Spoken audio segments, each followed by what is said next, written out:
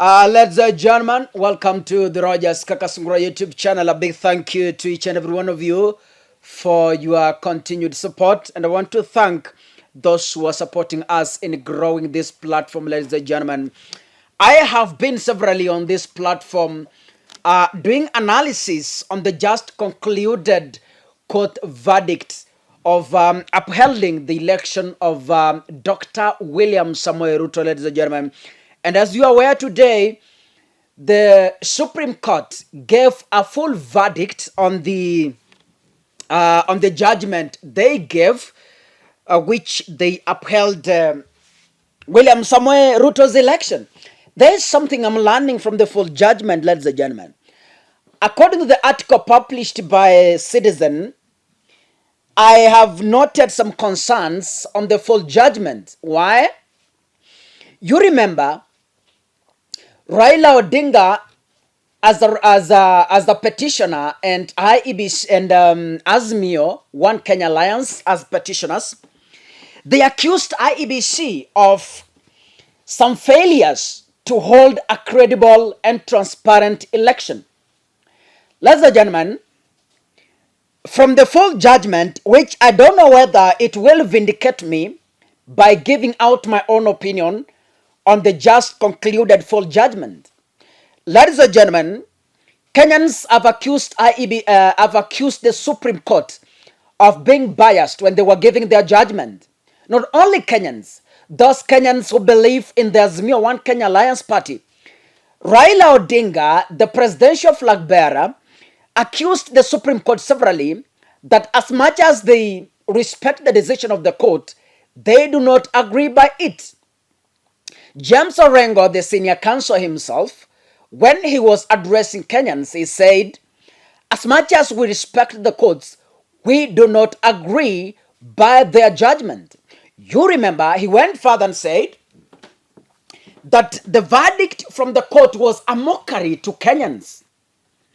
And ladies and gentlemen, I analyzed on this platform on the tone and language used by the Supreme Court to deliver their verdict. To me, it was an abusive language and I have no apologies to make. Now, you remember, recently after the verdict, Raila Odinga spoke and said they must do some changes in the IEBC. Now, ladies and gentlemen, the court itself today has given a number of recommendations and a number of changes that are supposed to be done in the IEBC. Now, my question is, if the Supreme Court itself is giving recommendations and changes to be done, then can we trust the election that was concluded?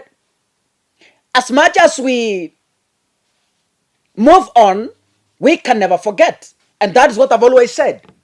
As much as we agree that, as much as we accept the reality that William Ruto is our president and Rigathi Gachagua is our deputy, I, Kakasungura, from this platform, in several occasions in my analysis, I have told my followers and Kenyans, we can move on, but we can never forget. Now, I want to give you the recommendations that the Supreme Court has suggested. And then from there, we will gauge and try to find out from the recommendations, we will be answering a question. Did IEBC fit to deliver the just concluded general election from the recommendations? Was it fit?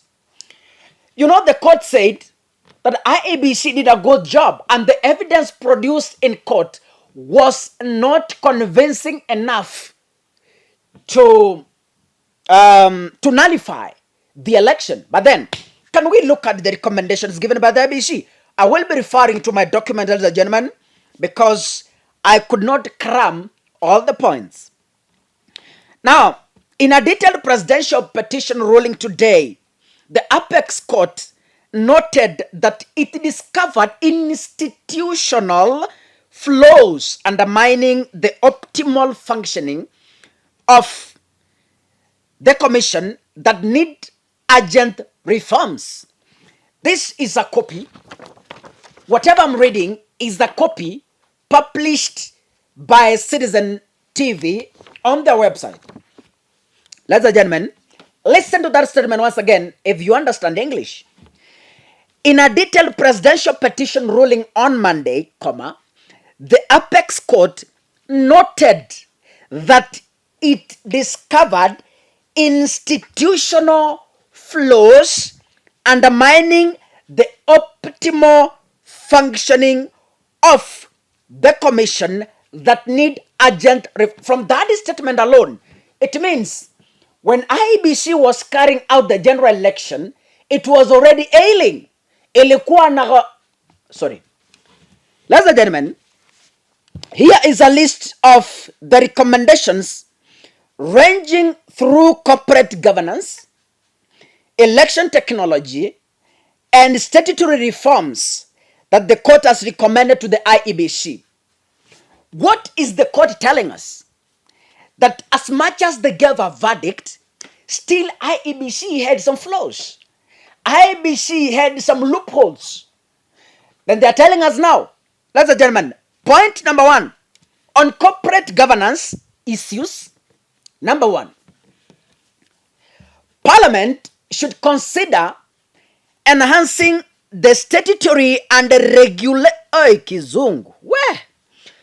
Parliament should consider enhancing the statutory and regulatory, yes, I got it right, framework on the separate policy and administrative remit of the IEBC.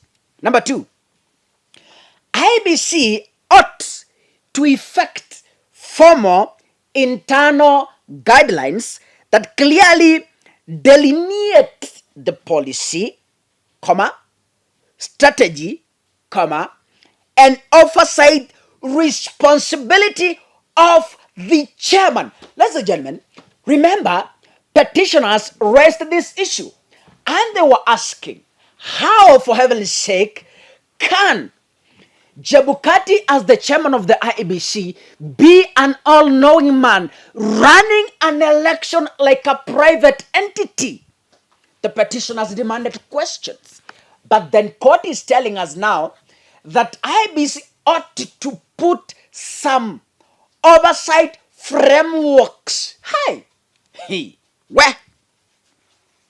Acha nimalize kwanza ndio tuzungumze hii maneno.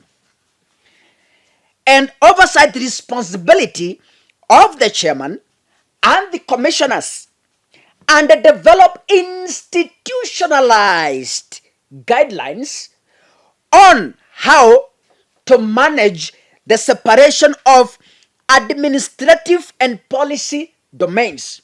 Remember, that was a critical issue that was raised by the likes of Soweto. I hope you remember that lady, who was treating us who served us with hot air. According to the IEBC judges. Point number 3. The roles of the chairperson, the commissioners, and the chief executive, the CEO, other staff, and third parties should be clearly set. Remember that there's no rest is concerned. They were seeking, the lawyers from the petitioner side were seeking explanation from the court to explain the role of the chairperson, the role of the commissioners, and the role of the chief executive officer of the IEBC. And that was termed as hot air by the IEBC, by the judges.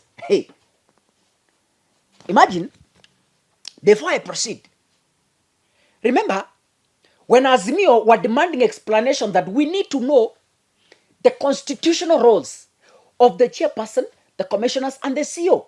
Because according to the just concluded general election, it's portrayed a CEO who is not vetted by Parliament to hold more powers than the commissioners, the Cherera, who were vetted constitutionally by the Parliament. Now listen.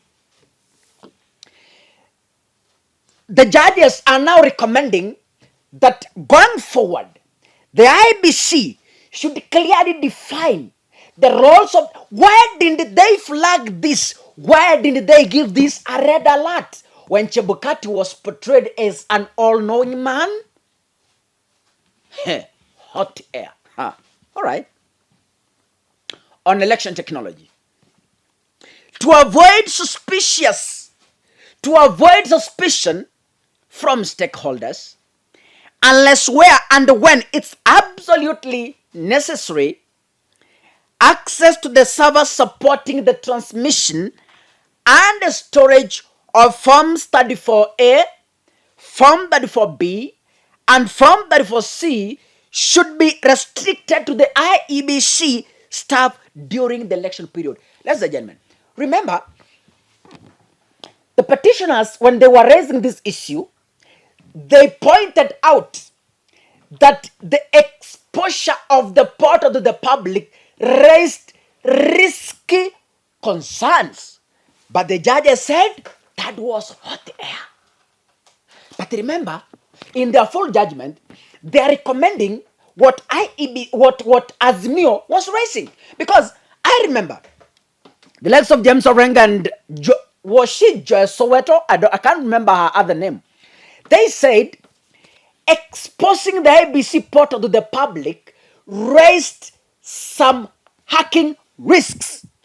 Now, in the full judgment, the judges are recommending the same.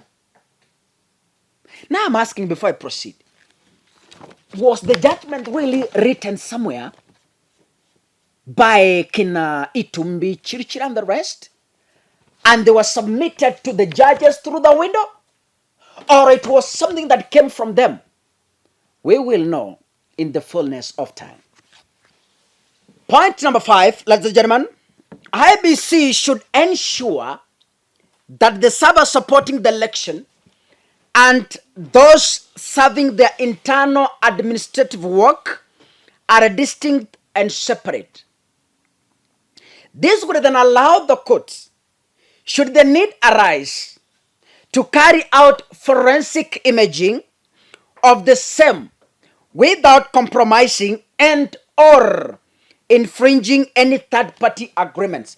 Ladies and gentlemen, remember, the company that was running the maintenance of servers denied to give Azimio access, citing that it could infringe the privacy. Remember, Azimio raised a concern that how can we be sure that Jose Kamago, who was doing maintenance, did not in any way interfere with Form 34A originals that were being transmitted direct from the polling centers to Bamas? That was a critical question, but IEBC decided to term it as hot air. On statutory reforms, IEBC may consider simplifying and restructuring the Form 34A and include a column that accounts for stray ballots. Remember, this was a critical question in the 2017 general election, where, remember, CJ Maraga by then asked the respondents a very tough question. They asked them, you've been given 6 ballot papers. 6. Zimetolewa, umepewa as a voter. You go to the booth. You only decide to elect an MCA. Where does the other 5 go? Nobody could respond. The same question was brought up in this just concluded general election, but it was treated as hot air. In addition, it may consider having only one section for total valid votes. The independent body may also find it prudent to thoroughly train its returning officers as to what constitutes valid votes, but this court's decision. Lastly, IEBC ought to put in place specific mechanisms to allow for special voting as contemplated under Regulation 90 of the Electoral and Boundaries Commission Regulation 2012. Finally, ladies and gentlemen, I want to say this. From the recommendations I've read here, you can agree with me. If you go back to the court proceedings, you can agree with me one thing. The concerns raised by the judges in their full verdict are the same concerns that were raised by the Azimio. How the Azimio concerns became hot air, and the judges expect for the IEBC to work on the recommendations still is worrying me until Mother Kome comes out to explain herself. God bless you, ladies and gentlemen.